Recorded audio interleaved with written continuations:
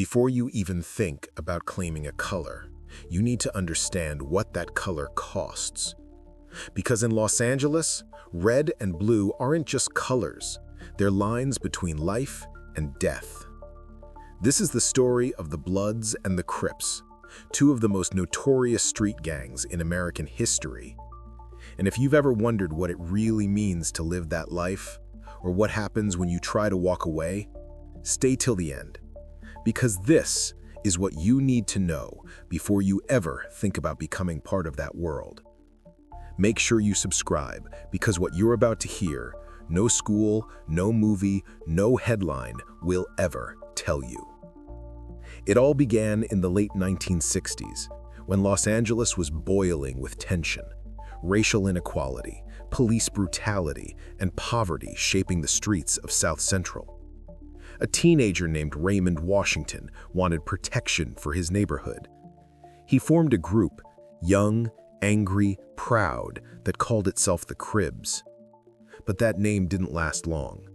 Soon the streets started calling them Crips, short for cripples, because they walked with a certain swagger, like they owned the block. The Crips weren't just a gang at first, they were a movement. They wore blue to show unity, strength, and loyalty to each other.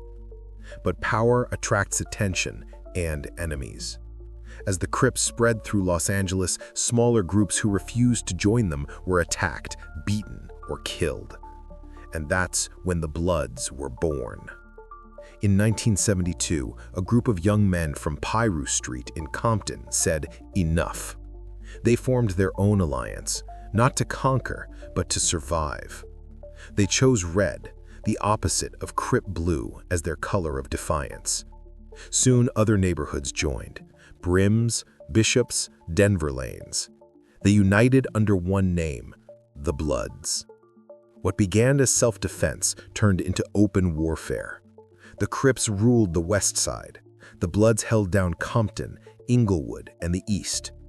Every corner, every park, every school became a battlefield. To outsiders, it looked senseless, but to those inside, it was about identity, respect, and revenge. If you were a Crip, you never wore red. If you were a Blood, you never wore blue. Colors meant everything. They were life insurance and a death sentence at the same time. Gang signs, handshakes, graffiti, every mark on a wall had meaning. You couldn't just join, you had to prove yourself. Putting in work, robberies, fights, or worse, was the price of membership. Some sets made you get jumped in, meaning your future brothers beat you for 30 seconds to test your loyalty. Others made you spill blood. Once you were in, there was no way out, not without scars or a grave. Behind the music, behind the fame, was a war most people never saw. A war that left thousands dead and entire communities traumatized. And yet for many, it was the only life they knew. Then came the 1980s. Crack cocaine hit Los Angeles like a bomb. Overnight, gangs became empires. Money flowed faster than ever, and so did bullets. Bloods and Crips spread to New York, Chicago, and even small towns chasing profit and power. But with every dollar earned, another life was lost. Drive-bys, retaliation, mistaken identity. Kids who barely turned 15 were dying for a block they didn't even own. And the media called it the LA Gang Wars. Today, the war still echoes, but it's changed. Many OGs, original gangsters, are either locked up or gone. Some turned activists, using their past to stop the next generation from repeating it. But the legend of the Bloods and Crips still attracts attention.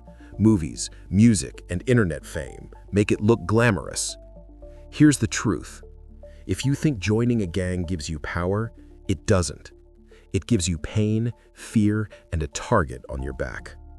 There's no pension plan in the streets, only memories, tattoos, and ghosts. So before you ever think about claiming a set, remember, the same loyalty that protects you today might bury you tomorrow.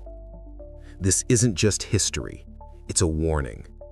Because every choice has a price, and some prices you only pay once. If you want to understand more stories like this, the codes, the psychology, the truth behind America's underworld, subscribe and hit that bell icon, because the next story might just save someone's life.